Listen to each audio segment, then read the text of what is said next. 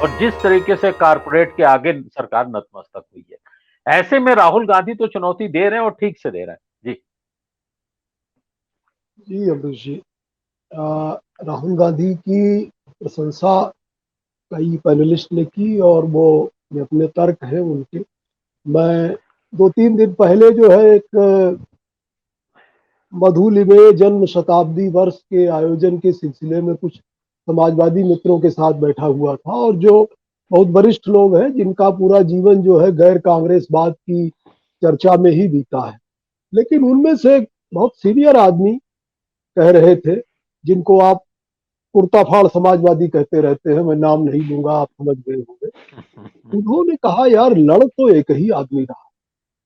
और मुझे ये सुन करके बहुत आश्चर्य हुआ, क्योंकि उनके मुंह से मैं राहुल गांधी की तारीफ सुनने की उम्मीद नहीं करता, लेकिन उन्होंने ये महसूस किया कि जो आदमी बिल्कुल जो है हेड ऑन कोलिजन कर रहा है, वो तो यही व्यक्ति है, चाहे आप तो जो उसका प्रभाव पड़ रहा है नहीं पड़ रहा है ये अलग आ, दौर और जमाने की स्थितियां हैं।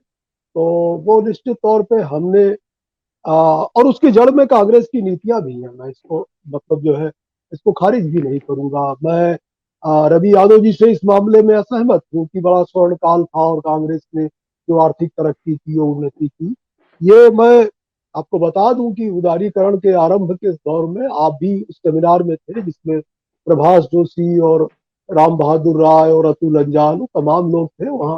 राष्ट्रीय गांधी संग्रहालय में हुआ था, बहुत आरंभिक दौर था, और हम लोग संसद के भवन तक प्रदर्शन वगैरह सब करने गए थे।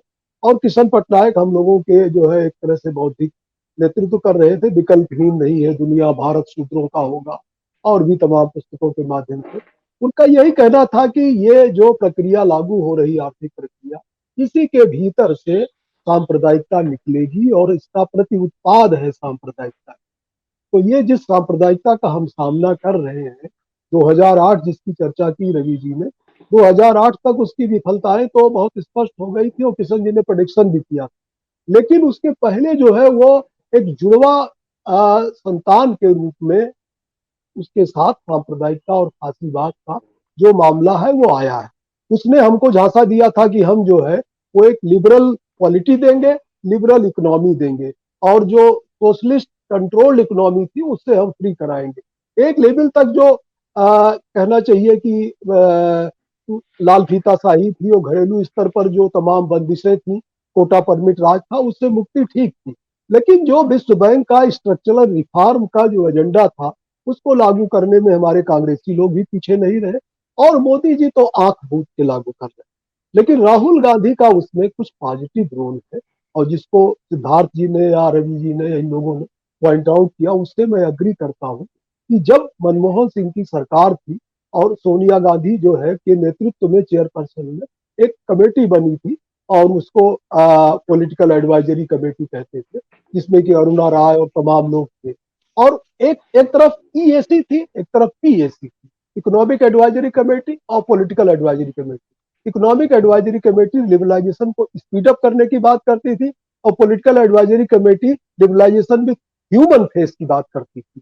और ये डिबेट लगातार चलती रहती कि आप उस दौरान में कभी ईएसी की जो है वो कम सुनी जाती थी, कभी ईएसी की कम सुनी जाती थी, और तो कभी जो है लिबरलाइजेशन वाले नाराज हो जाते थे, और कभी जो है वो पॉलिटिकल एडवाइजरी कमेटी और जो ह्यूमन फेस वाले नाराज होते थे। ये एक स्ट्रगल कांग्रेस के पीरियड में चला है, और उस दौर में भी हमने देखा कि इवन दिग्विजय सिंह जैसे राजनेता ने जब ऑपरेशन ग्रीन हंट चला तो इकोनॉमिक टाइम्स में लेख लिखा कि ऑपरेशन ग्रीन हंट की कड़ी आलोचना करते हुए। वो लेख संजोग से मैंने एक पुस्तक संपादित की थी, माओवादी या आदिवासी, उसमें संकलित भी है हिंदी में जो है। तो ये डिबेट जी। कांग्रेस के भीतर गुंजाइश थी, और उस दौरान ये भी गुंजाइश थी कि वाजपेयी सरकार के विरुद्ध दत्तोपंत ठेंगड़ी भी इकोनॉमिक रिफॉर्म के विरोध में रामलीला मैदान में बड़ी सभा करते थे। आज कोई गुंजाइश ही नहीं है। तो एक बात जो मैं कहना चाहता हूं, अगर महंगाई के मुद्दे पर राहुल गांधी सामने आते हैं, अगर इस नेशनलिज्म का जो इथॉस है, इंडियन फ्रीडम स्ट्रगल का इथॉस है, मैं अभी एक संजोग से किताब पढ़ रहा था, ये आप सब लोगों के लिए, अपने दर्शकों के लिए भी मैं एडवाइजेबल करूंगा। एक मणिंद्र ठाकुर करके प्रोफेसर है जेएनयू के, उन्होंने किताब लिखी है, जो करंट डिस्कोर्स में बहुत ही उपयोगी किताब है, जो ज्ञान की राजनीति, और इसको जरूर पढ़ना चाहिए। हमारे तमाम जो लोग जो है देख रहे हैं, विद्वान लोग, वक्ताओं ने हो सकता है पढ़ा हो, लेकिन मैं कहना चाहता हूं कि जो अभी विमर्श चल रहा है, उस विमर्श में कांग्रेस को, ठीक कहा किसी ने कि वो गांधी की कांग्रेस बनाने जा रहे हैं। उस कांग्रेस की जड़ों को जो है हमें समझना होगा, और जो जी पश्चिम के सामाजिक दर्शन है, वो बहुत कुछ विफल हो रहे हैं भारतीय जमीन पर। और इसीलिए हमारे फ्रीडम स्ट्रगल के नेताओं ने, इन्होंने लिखा है कि 1875 से 1935 तक गीता पे हमारे सभी जो है वो स्वतंत्रता सेनानियों ने कुछ ना कुछ लिखा है। तो हम उसको जी कैसे प्रस्तुत करें, सबके अलग अलग तरीके हैं। लेकिन जो इंडियन इथॉस है, उधर अगर कांग्रेस पार्टी जाती है, कांग्रेस पार्टी की अभी दिक्कत यह है कि वो तमाम वामपंथियों से घिरी हुई है, और जिसमें कि राहुल हम्म, गांधी भी घिरे हुए हैं। वामपंथियों के संघर्ष को मैं सलाम करता हूं, वो डटे रहते हैं, हम्म, लेकिन भारतीयता की समझ और भारतीयता के प्रति एक दुराग्रह के नाते, ये जो भारतीय जनता पार्टी के हिंदुइज्म का आधार बना है, जिसका हिंदुत्व का आधार बना, हिंदुइज्म से जिसका कोई लेना देना नहीं है, उससे मुठभेड़ करनी होगी। तो आपको जो है वो गांधी है, आचार्य नरेंद्र देव है, लोहिया है, जयप्रकाश है, एक लंबी परंपरा है जिसको कि आपको समझना होगा। तो कांग्रेस को जी राजनीतिक लड़ाई आर्थिक मोर्चे पर लड़नी होगी। और राहुल गांधी ने एक काम किया था, जो लैंड एक्विजिशन एक्ट को लाने में उनका बड़ा योगदान, लेकिन कहते हैं कि उसी लैंड एक्विजिशन एक्ट के नाते कांग्रेस पार्टी चुनाव हारी। ये एक दुर्भाग्यपूर्ण स्थिति है इस देश में, कि जो जी लिबरलाइजेशन का विरोध करता है, लेकिन आज लोगों के भीतर एक समझ भी बन रही है कि ये महंगाई, ये लूट, ये उदारीकरण की ही जो है के ही परिणाम है।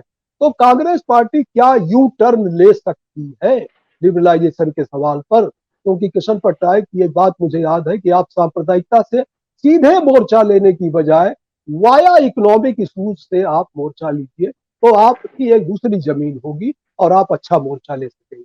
आप सीधे जी उनके जमीन पे जाके लड़ेंगे तो शायद मुश्किल है। तो मुझे लगता है कि बिल्कुल कांग्रेस को अपने डिस्कोर्स में, अपने आइडियोलॉजी में और अपनी रणनीति में अगर एक बढ़िया तरीके से चॉकआउट करके करे, तो राहुल गांधी की यह छवि व्यापक रूप से बनी है कि वो इस सरकार का एक तरह से विरोध करने का जो दमखम है, वो उसी व्यक्ति में दिखाई पड़ रहा है। ये एक बहुत पॉजिटिव